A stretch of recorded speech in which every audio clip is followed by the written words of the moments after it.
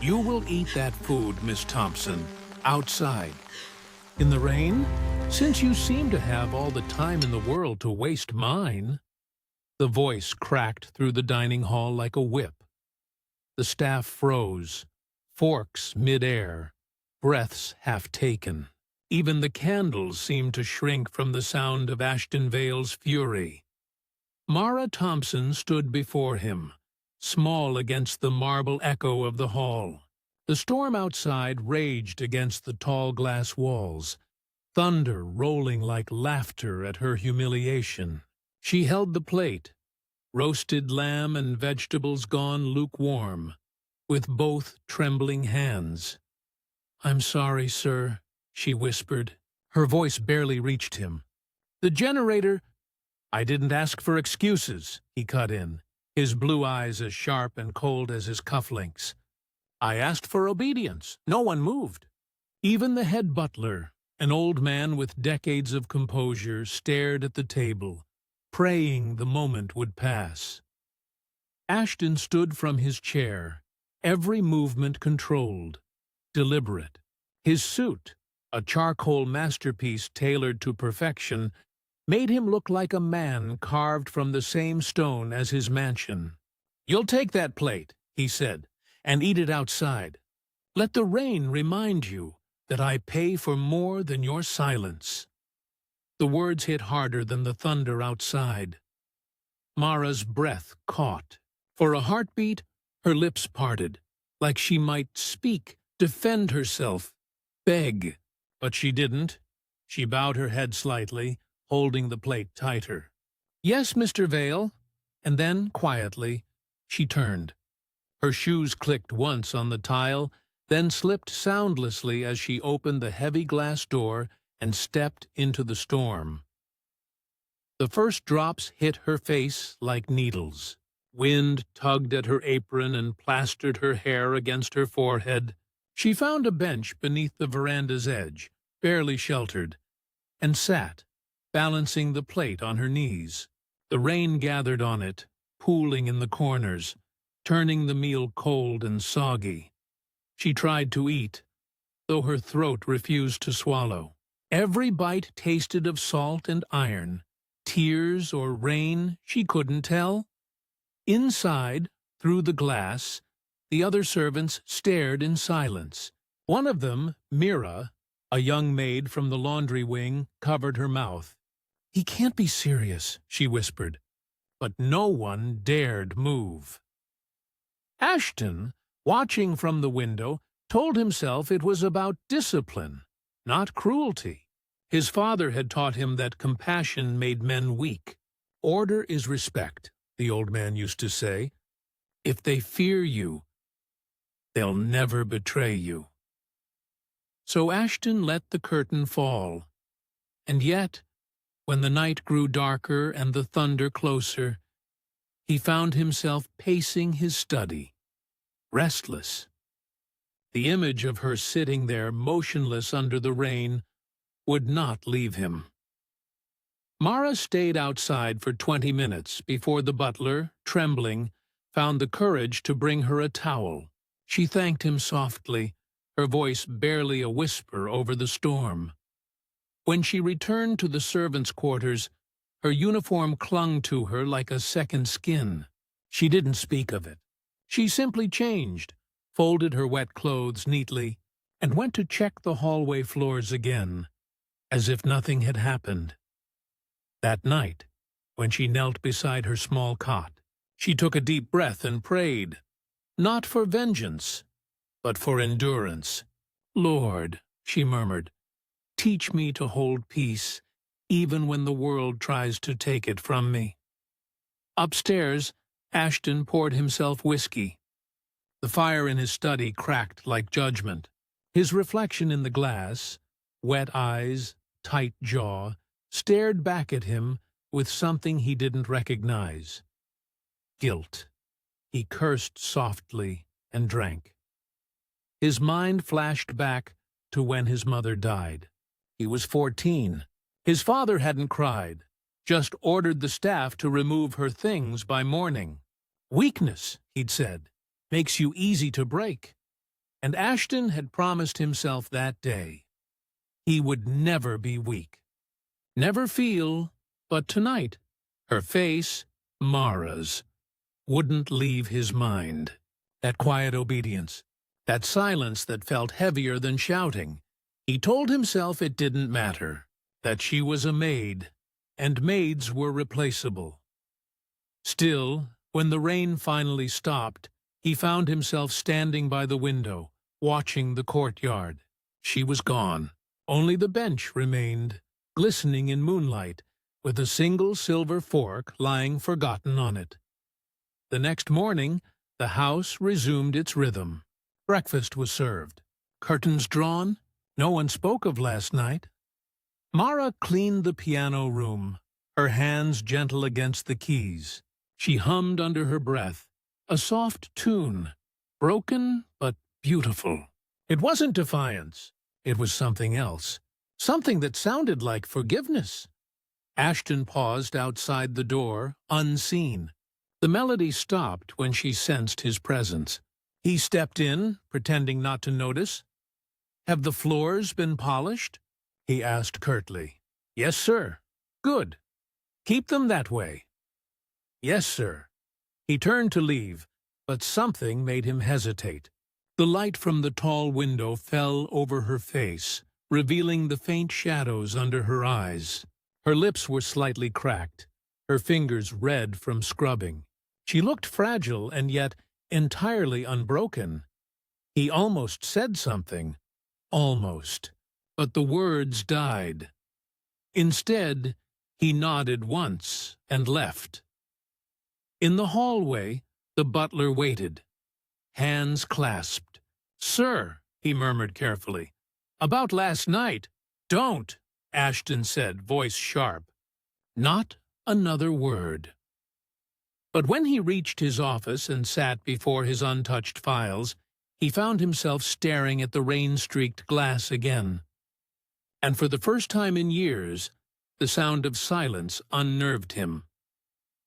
That night, as the staff retired, Ashton walked the halls. He passed the quarters where Mara slept and paused outside her door. He could hear faint breathing inside, slow and even. Peaceful. He wanted to understand that peace.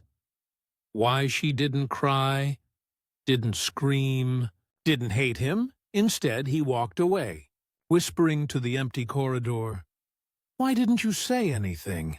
And from behind the door, awake now, Mara whispered to herself, "Because some storms don't deserve an answer." The morning sun rose pale and uncertain over Vale Estate, slicing through the fog that still clung to the gardens. The storm had passed, but its ghosts lingered, in the puddles on the cobblestones, in the bowed branches heavy with rainwater, and in the eyes of those who had witnessed what Ashton Vale had done. Mara woke before dawn, as always.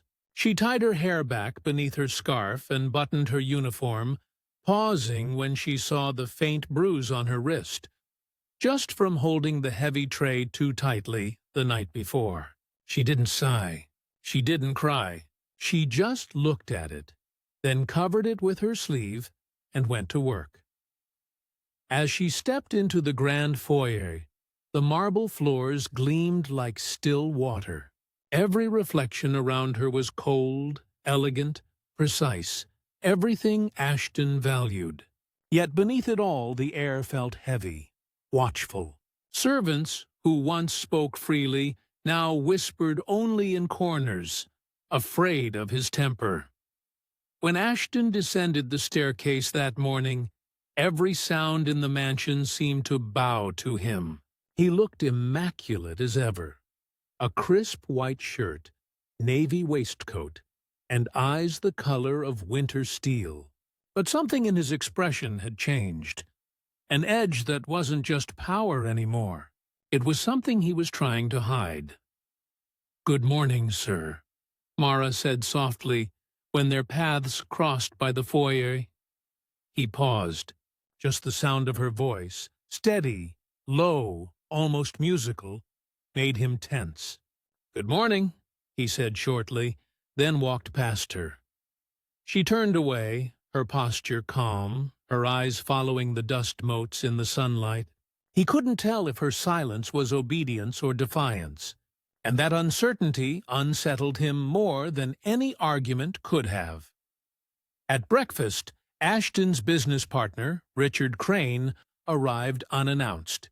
Crane was a man who thrived on gossip, sleek hair, false charm, a voice like oil on water.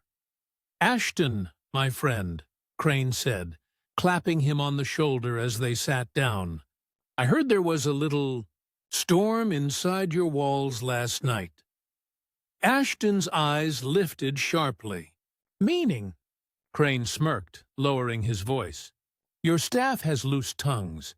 Something about a maid in the rain. Interesting story, really. Makes a man wonder how you run your house." A flicker of irritation crossed Ashton's face, but beneath it was something else.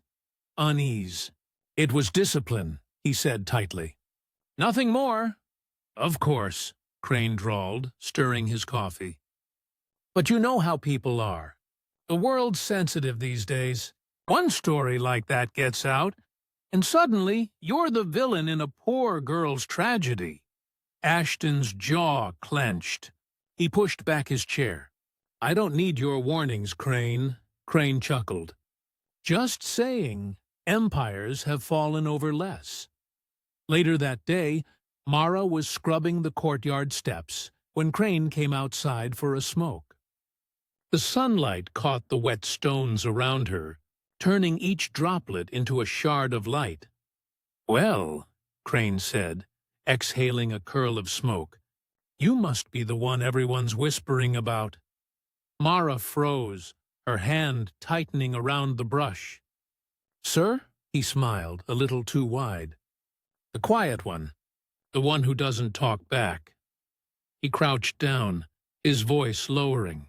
"Tell me, do you enjoy being humiliated, or are you just too frightened to fight?" Mara didn't lift her eyes. "I have work to do, sir." Crane's smile twisted. "That's not an answer." Before he could say another word, a shadow fell between them. Ashton stood a few feet away, his expression unreadable but his voice edged with something dangerous. "That will be all, Crane." Crane raised an eyebrow. "Just making conversation.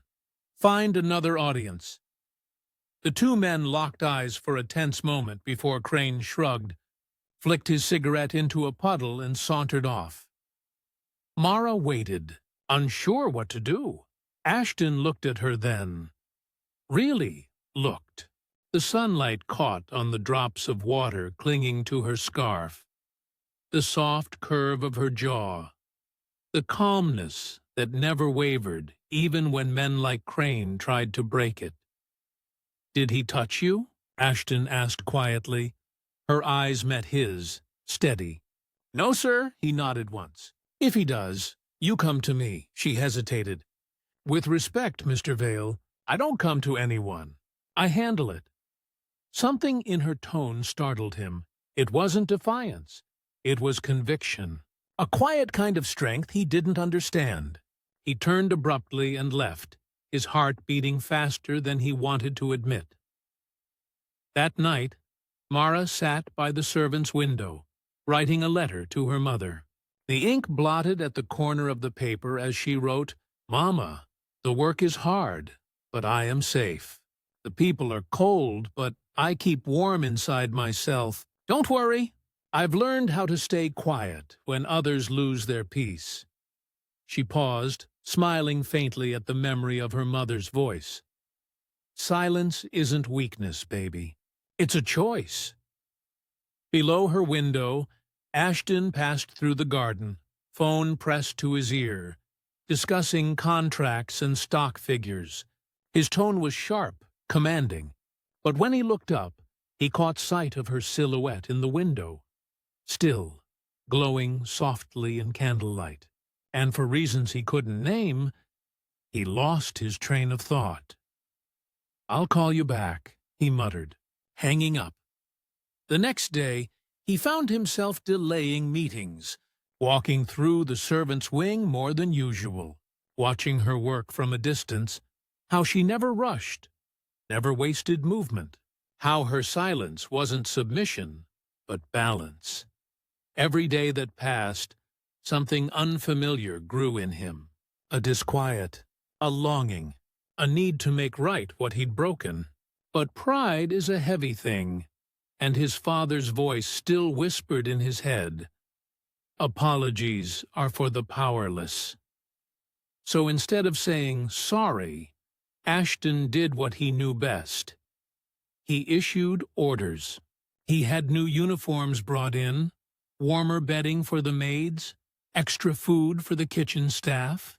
No one knew why, but Mara noticed. She said nothing, of course, but when she walked past him that evening, she whispered, almost too softly to hear, "Thank you." It was the first time she'd spoken to him without fear, and that single word, fragile as it was, cut deeper than any reprimand he'd ever given.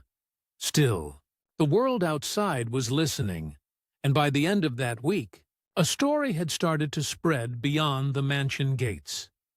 An anonymous rumor on a local news page about a powerful man and the maid he made eat in the rain. The story was small, but it was enough. Soon, the whispers would become headlines. And when that happened, Ashton Vale's empire would begin to tremble. By the end of the week, Vale Estate was no longer a sanctuary of order. It was a house breathing tension. Whispers carried through the halls like wind through tall grass. The servants spoke only when necessary, their eyes darting toward the marble floors whenever Ashton entered a room. Something invisible had changed.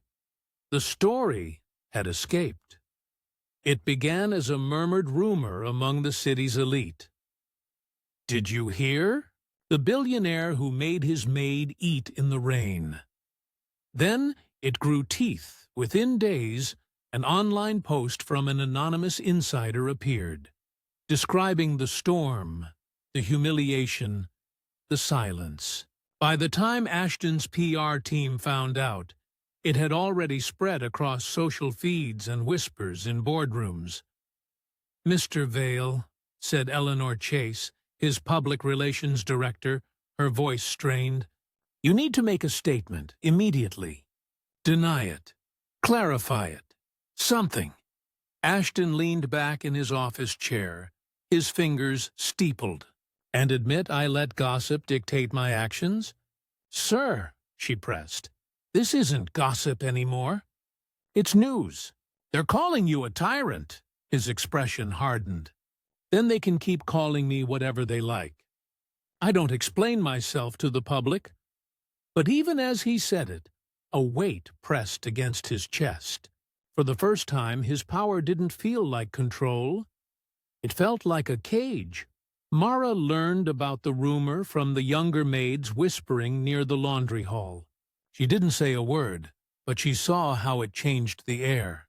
The others looked at her differently now, not with pity, but with a strange mix of fear and awe.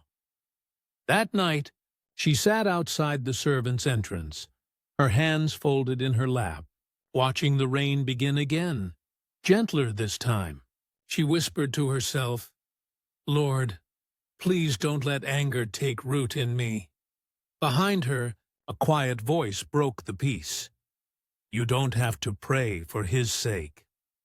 Mara turned to find Mira, the laundry maid, standing there with folded arms. "If it were me," Mira said, "I'd want the world to drag him down. Make him feel what you felt that night." Mara shook her head, smiling faintly. "If the world drags him, it'll only make him harder." "I don't want that. I just want peace," Mira frowned. "Peace doesn't fix injustice." "No," Mara said softly, "but it stops the injustice from changing me." Mira stared at her for a moment, speechless. "You're too good for this place," she whispered before walking away. Inside, Ashton stood at the grand window again, watching Mara from a distance. Every night he told himself to stop, to look away, to stop remembering the way her silence that night made him feel small. But he couldn't. He was used to control, to bending people to his will. But this girl, this quiet maid, somehow had control over him. She never looked him in the eye longer than she needed to. She never tried to please him or earn his favor. She simply did her work and existed, like the still point in a spinning world. And now, because of one foolish act, the entire world had turned its eyes on him. At breakfast the next morning, Richard Crane was waiting again, the smirk never leaving his face. "Well, old friend," he said, swirling his coffee, "seems your little storm made it to the news." "Quite poetic, really," Ashton glared. "You'll find this amusing until it touches your own reputation." "Oh, I'm sure it already has." "My clients love a good scandal. But yours?" Crane's grin widened. "Not so much. What do you want, Richard?" "To help," Crane said smoothly. "I can make this go away, but you'll owe me." Ashton's eyes narrowed. "What's your price?" Crane leaned forward. "Sell me 30% of your construction division. I'll use my contacts to kill the story and make the press pivot to something else. Maybe a charity stunt." For a moment, Ashton said nothing. His empire, his father's legacy, his pride, he had built it all with precision. To hand over even a portion to Crane was unthinkable. "No," he said finally, his tone sharp as broken glass. "I'll clean my own mess," Crane chuckled. "Suit yourself.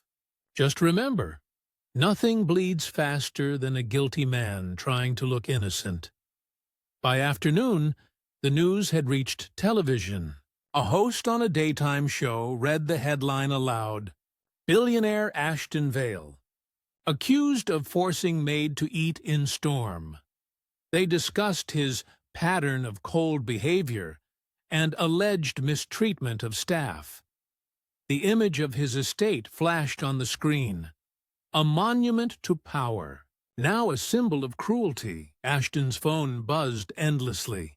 Calls from investors, messages from shareholders, demands from the board. He shut it all off. But what he couldn't shut off was the silence in the house. The same silence that once made him feel in control now felt suffocating.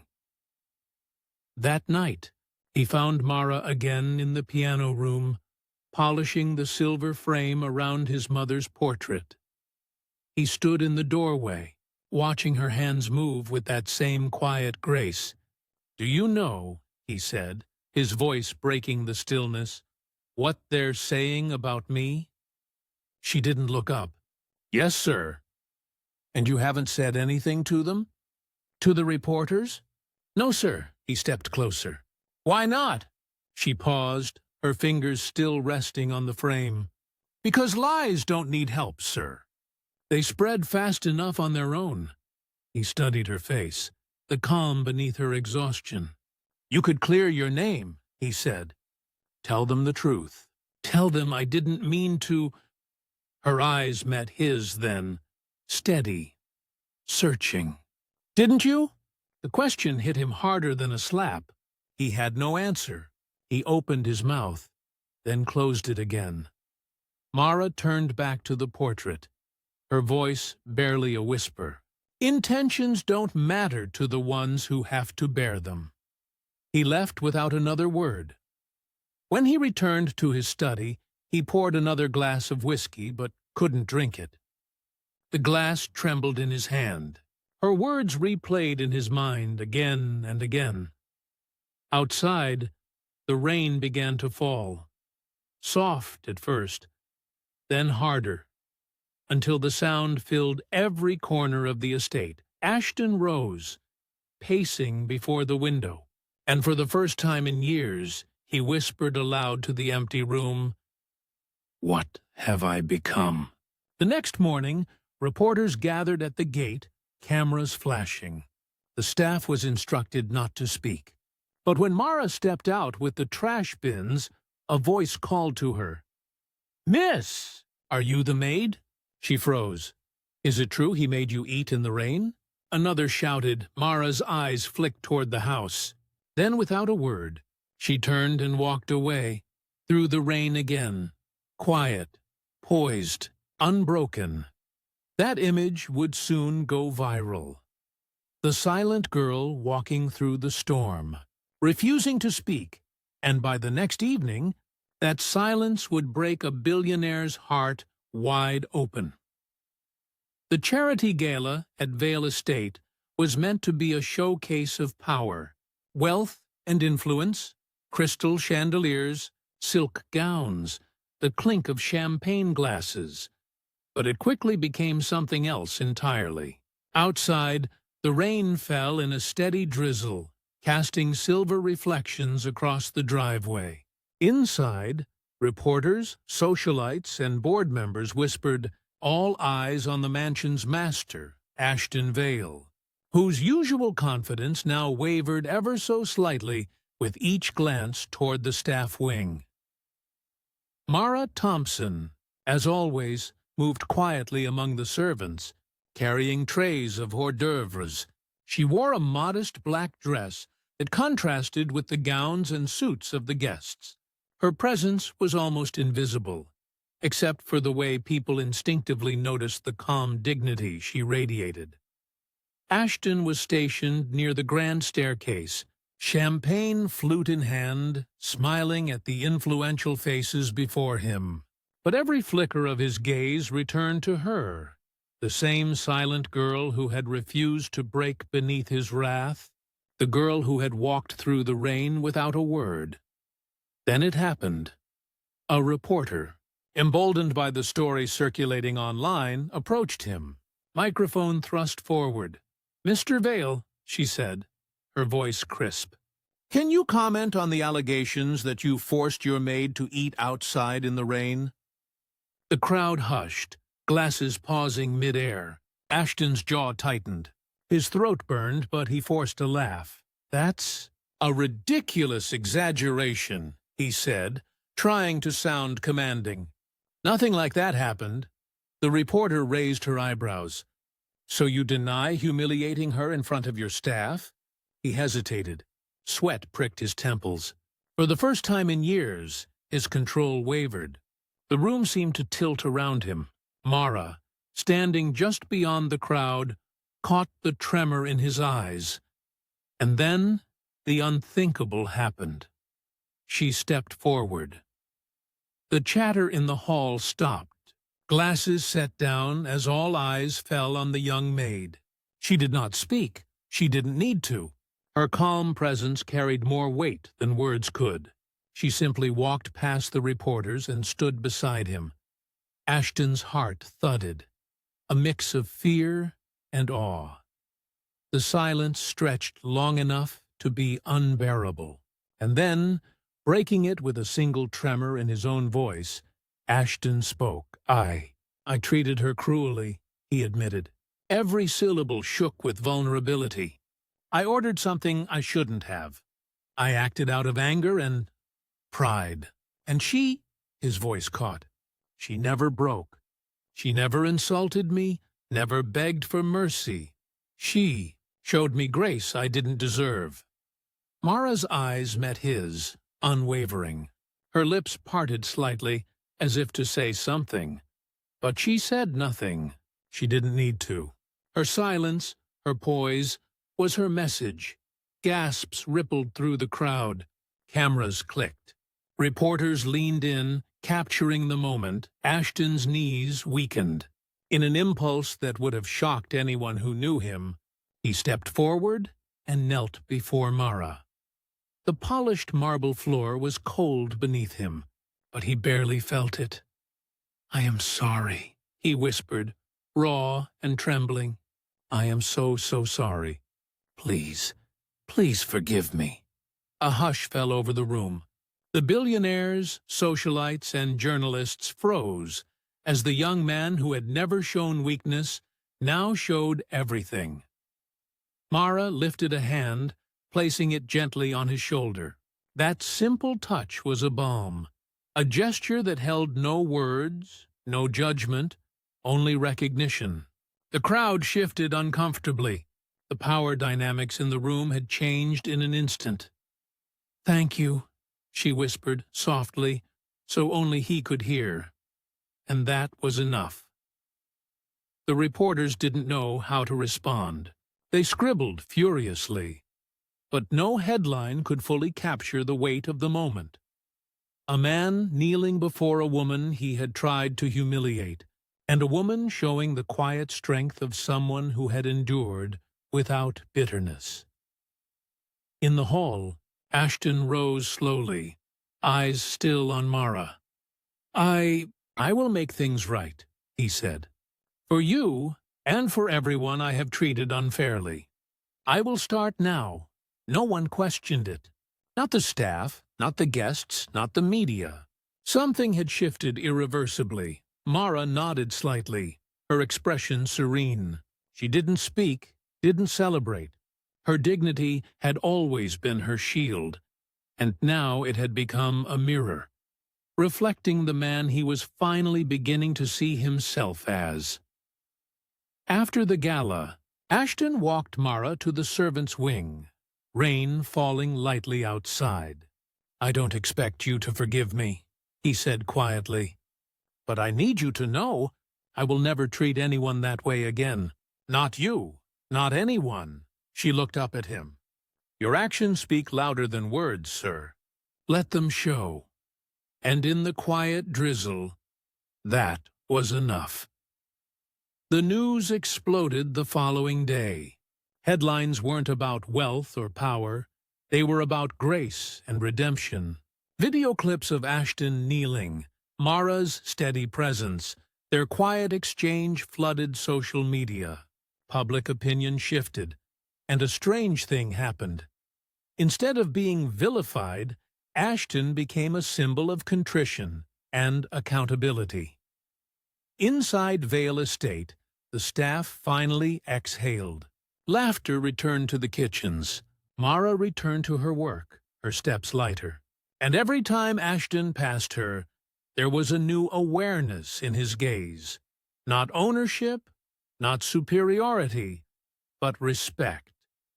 Yet the real transformation was internal.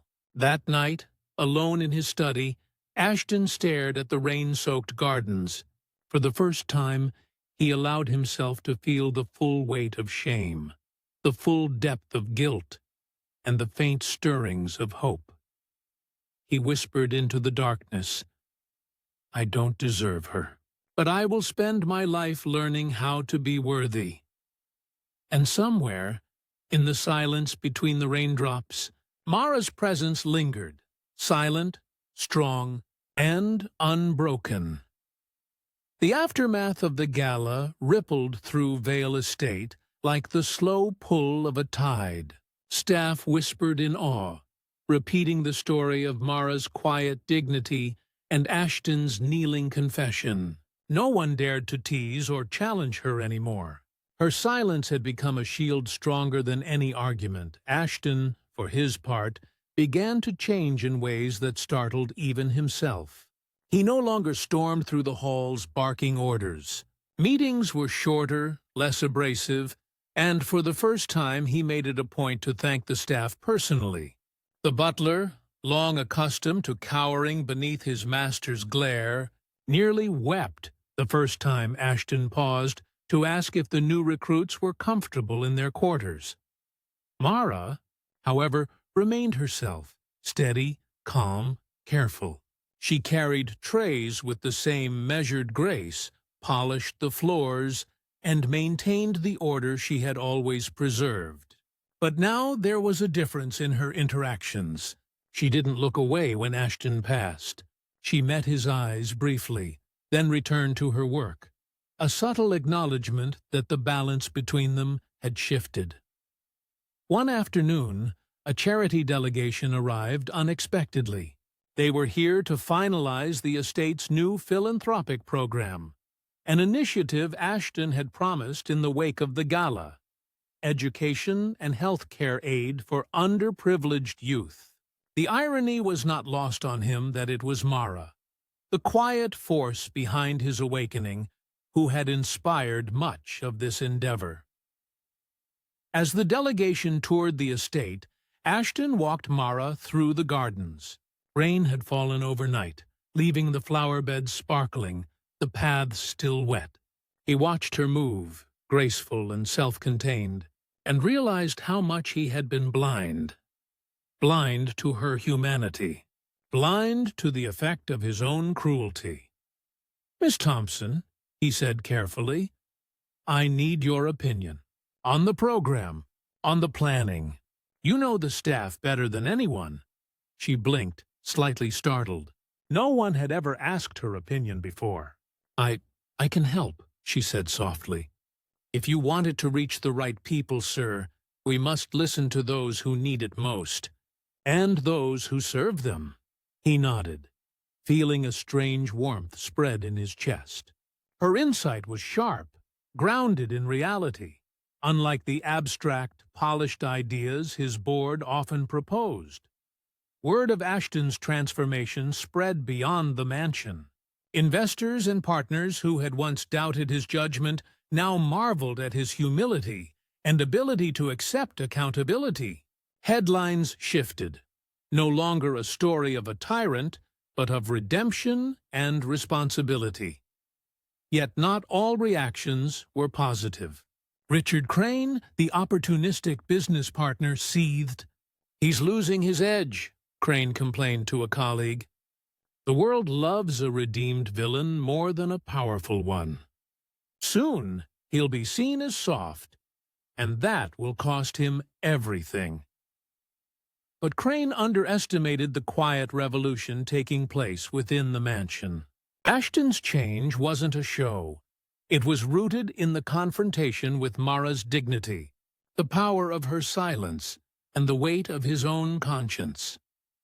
One evening, Mara was finishing her rounds when she found Ashton in the servants' hall, quietly arranging supplies. She stopped, surprised to see him working alongside the staff. "I thought you might need a hand," she said, tilting her head. He smiled faintly. "It's easier when we do it together." Her eyes softened, but she said nothing. Together they moved through the hall, organizing, cleaning, and carrying. There was no conversation about guilt or forgiveness, only the rhythm of work, a quiet understanding passing between them. Later, Ashton summoned the staff to the dining hall. It was an unusual gesture. He rarely called such gatherings.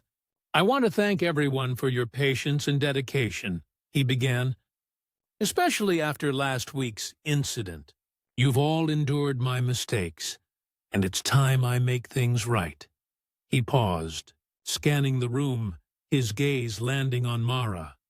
"Mara, your courage has reminded me of something I lost long ago. Humility, empathy, and the true meaning of leadership. I cannot undo my past mistakes, but I can ensure that they never happen again. And for that, I owe you my gratitude." The hall was silent. Even the usually chatty staff held their breath. Mara, for once, allowed herself a small, almost imperceptible nod. No words, just acknowledgement. The ripple effects were immediate. Staff morale soared.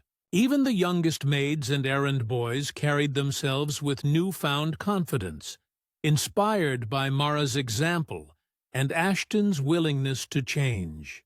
Orders that had once felt oppressive were now understood as guidance, not punishment. And somewhere, in the quiet corners of the estate, Mara's influence grew. Her strength was no longer invisible.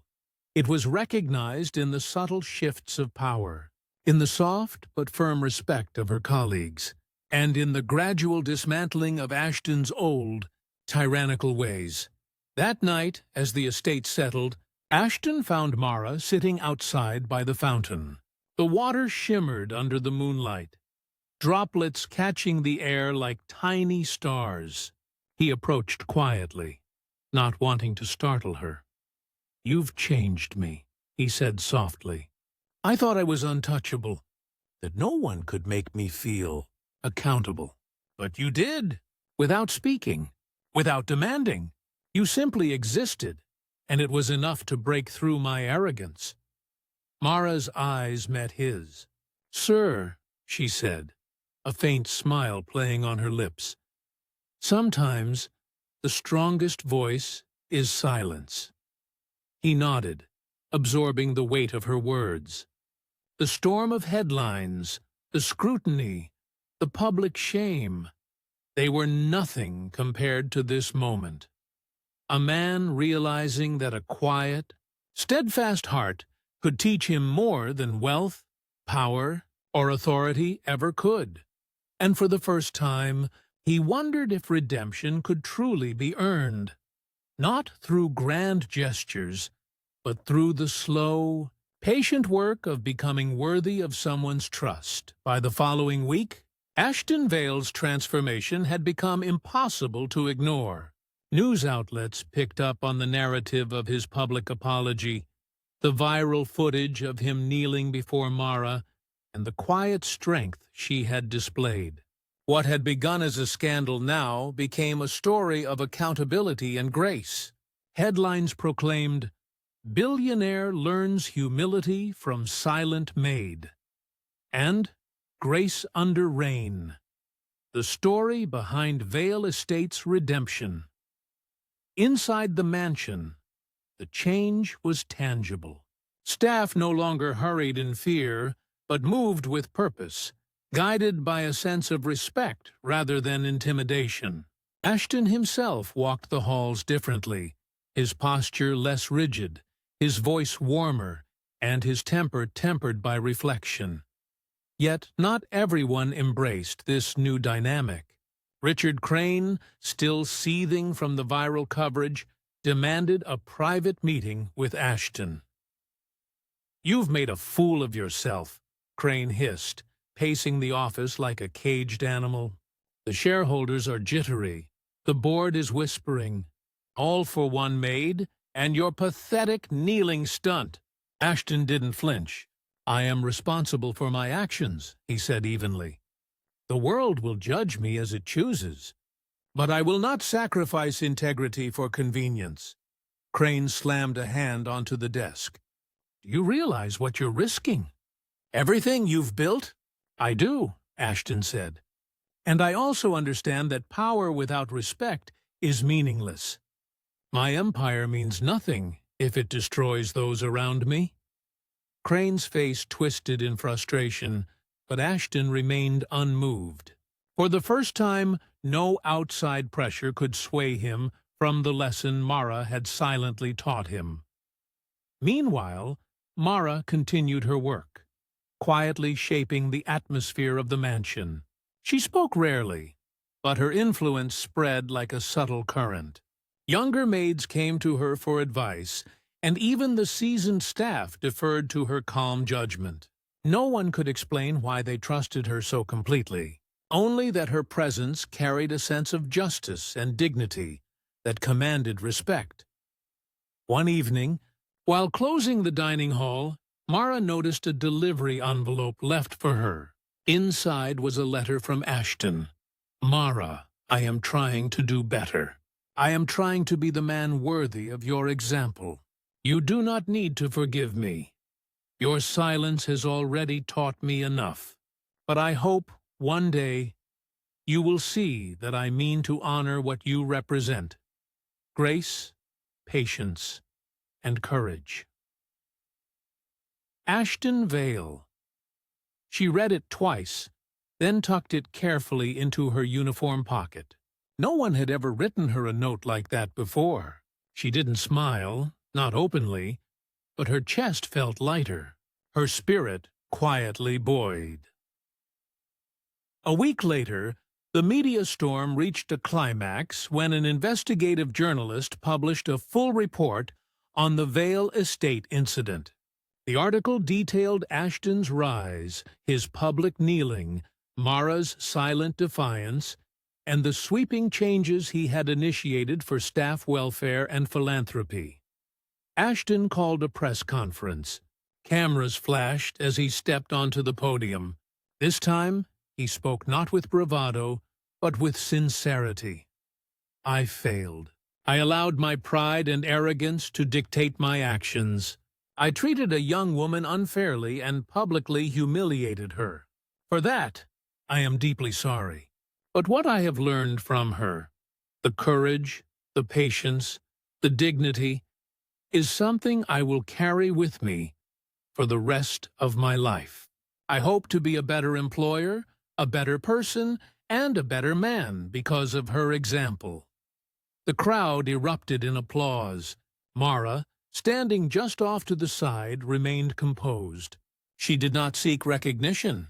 She did not seek thanks. She simply watched, allowing the moment to unfold naturally. Later that evening, Ashton walked Mara through the estate gardens. The air was cool, the sky dark with approaching night. The fountains glittered under the soft illumination, droplets dancing like tiny stars. "I want to thank you again," he said softly, "for everything. I know words aren't enough, but I need you to know that your courage has changed me." Mara met his gaze, steady. "Sir, change begins with action, not words," she said simply. "I see that you are trying. That is enough." He nodded, taking in the weight of her forgiveness. Not spoken, not demanded, simply given through acknowledgement. For the first time, he felt humility not as weakness, but as strength. The ripple effect of Ashton's actions continued. Former employees who had felt exploited found justice, young staff members received mentorship and opportunities, and Mara's example inspired those within and outside the estate. The Vale estate became a symbol not of tyranny, but of the possibility of redemption and the quiet power of integrity. And through it all, Mara remained at the center, silent, steady, and unbroken. Her grace had shifted the course of a man's life, reshaped a household, and inspired a community. One quiet night, as Ashton sat in his study reflecting on the weeks that had passed, he whispered into the empty room, "I will never forget. I will never take for granted the lesson she gave me. Not with words, not with force, only with the courage to remain herself." Somewhere, beyond the halls and beyond the fountains, Mara's presence lingered, not as a servant, not as a symbol, but as a living testament to the power of quiet resilience. The weeks that followed settled into a rhythm that was almost peaceful, a stark contrast to the chaos of storms, both literal and figurative, that had defined the estate months before. Vale Estate, once a place of fear and icy formality, now hummed with quiet purpose. Servants moved with confidence. Laughter returned to the kitchens. The halls, though still grand and imposing, no longer weighed down every step. Mara Thompson walked through it all with her usual grace. Her hair was neatly tucked beneath her scarf, her uniform simple and neat, her posture upright. She didn't flaunt her influence, didn't seek recognition, yet the staff respected her implicitly. Every glance, every subtle nod carried weight, and Ashton Vale, walking behind her as he often did these days, had begun to understand the truth she embodied, that true power lies not in fear, but in integrity and quiet dignity. It was a rainy evening, the sky a muted gray, the air fresh and fragrant after a drizzle. Ashton had come to find Mara sitting on the small porch outside the servants' wing, her hands folded in her lap as she watched the rain streak the garden. He hesitated at the edge of the porch. For a moment, he considered turning back, but something in him demanded he stay. "Mara," he said softly, almost hesitantly. She lifted her eyes. "Sir," she said simply, a faint smile touching her lips. He moved to sit beside her, careful not to invade her space. The umbrella above them did little more than shield their shoulders from the drizzle, but it was enough. For the first time in months, there were no boards to impress, no staff to command, no cameras to consider. Just the rain, the garden, and the quiet understanding between them. "I've been thinking," he began, his voice low, steady but tinged with emotion, "about everything. About that night, about how I treated you, about how I acted. And I want you to know that I've tried to change. Truly, not just in public. I've started programs, adjusted policies, listened more than I've ever spoken. But the most important lesson was learning from you." Mara listened quietly, her eyes unwavering. "Sir, you don't need to say more. I've seen it in your actions." His gaze fell to the rain-dappled floor. "I thought I knew strength," he admitted.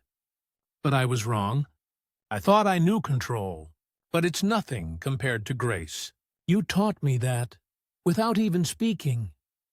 Her hand brushed slightly against his as she adjusted her scarf.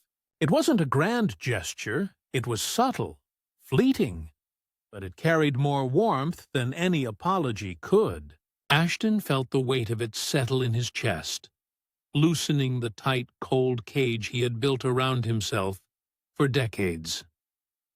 Months passed. The estate's philanthropic initiatives flourished. Children from nearby neighborhoods received scholarships, medical care, and mentorship.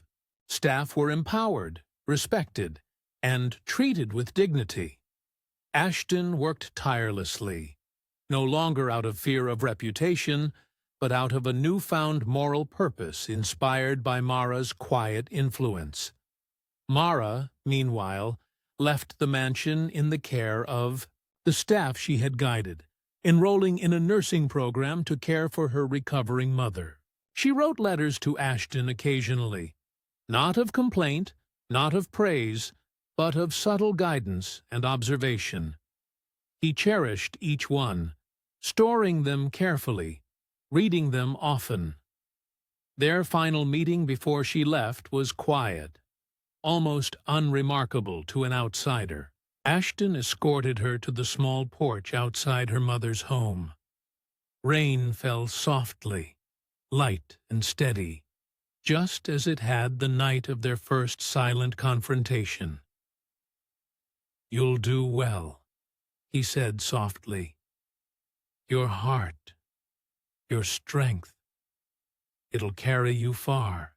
Mara looked at him, her brown eyes calm and unwavering. "Sir, I already have what I need. Thank you for learning." He nodded, swallowing hard. "I'll never forget." She smiled faintly, then turned toward the house, her steps sure and unhurried. Ashton watched her go, the rain falling around him, not cold or punishing this time, but cleansing.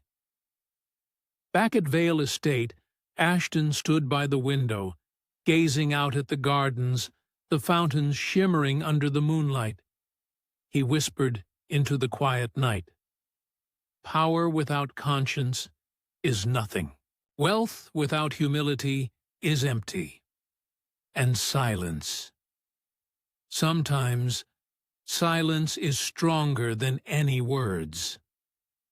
The mansion, now alive with laughter, soft conversations, and purposeful work, seemed to nod in agreement.